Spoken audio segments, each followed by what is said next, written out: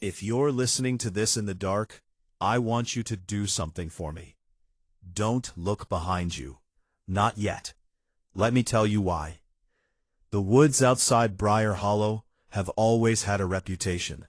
Hunters said the trees grew too close together there, like they were conspiring. Search and rescue teams logged an unusual number of disorientation cases. People walking in straight lines somehow circled back to the same clearing. But 6 months ago, the disappearances changed. They weren't finding bodies. They were finding recordings. Phones, GoPros, voice memos, all ending the same way, with someone whispering, "It knows my voice." Caleb Turner built his podcast career on humiliating the supernatural.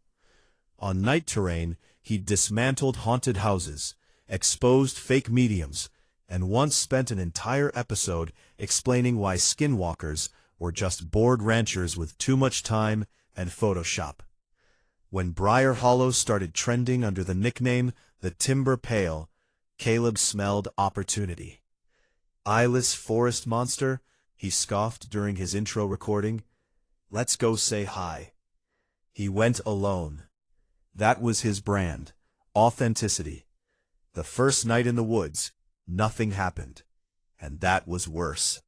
No owls, no wind, no distant highway hum. Even Caleb's footsteps sounded wrong, swallowed too quickly, like the earth was hungry. He described everything into his mic: the temperature, the smell of rot, the way the trees leaned inward slightly, as if bending to hear him better.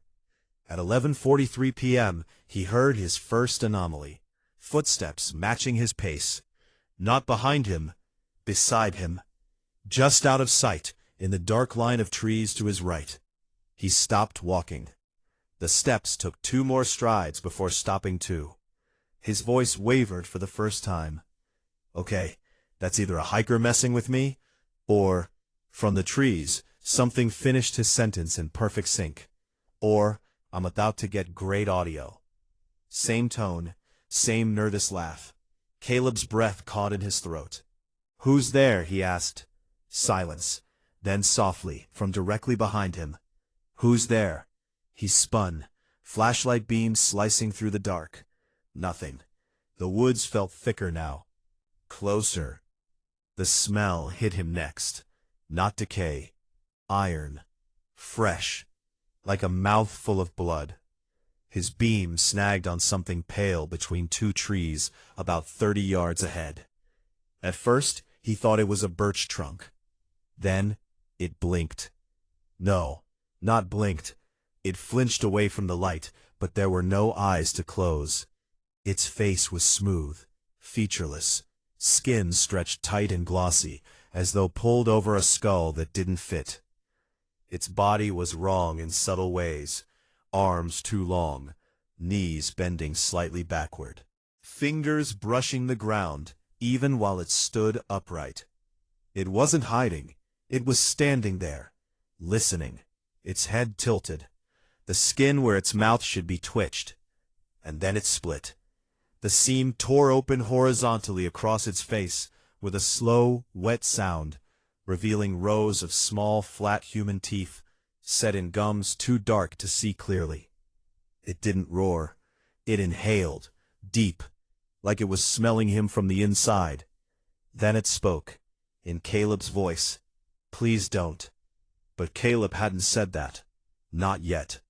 He ran. The forest changed immediately. Branches clawed at him, not snapping but bending toward him. The ground sloped unnaturally, pitching him forward. Roots shifted underfoot, like slow, muscular snakes. Behind him, multiple versions of his own voice overlapped. Calm podcast host Caleb.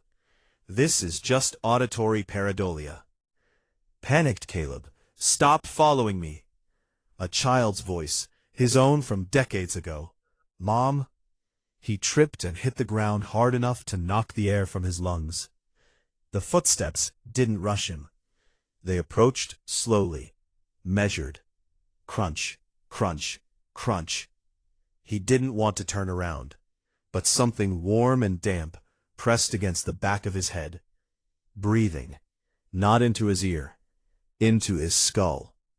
He felt pressure behind his eyes, like fingers pushing from the inside. A whisper slithered directly into his thoughts. "Let me try." His jaw jerked open involuntarily. His tongue flattened, and from his own mouth, without his permission, came a perfect imitation of his mother's voice.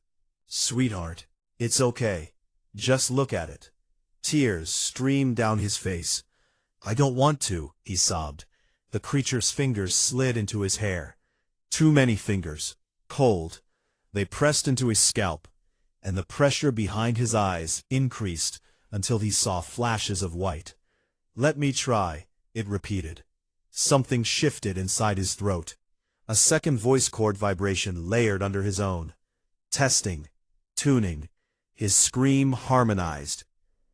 The recovered audio cuts sharply at 12:02 a.m., but it resumes, 12 minutes later.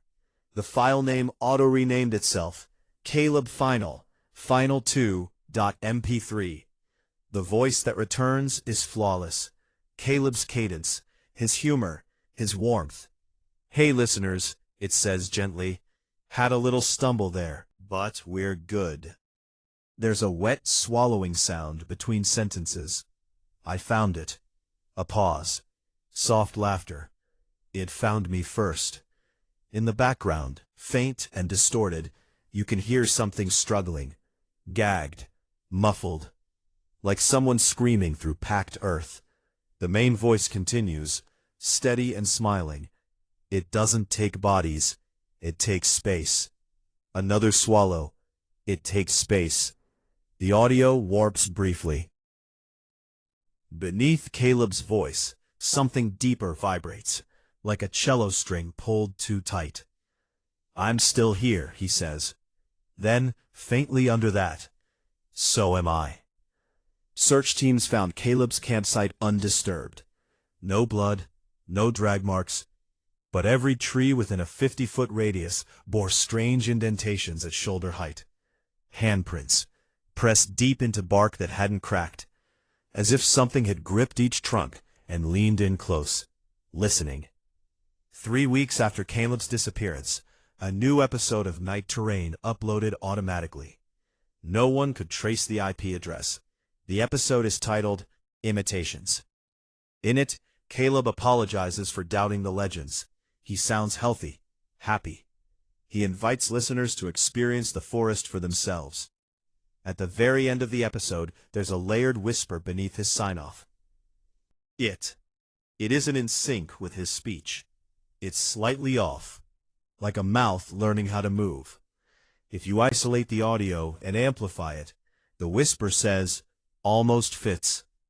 So if you're out walking in the woods and you hear someone calling your name, and it sounds exactly like you, don't answer, don't correct it, don't think too loudly about what you're afraid of, because it doesn't just copy what you say, it copies what you are.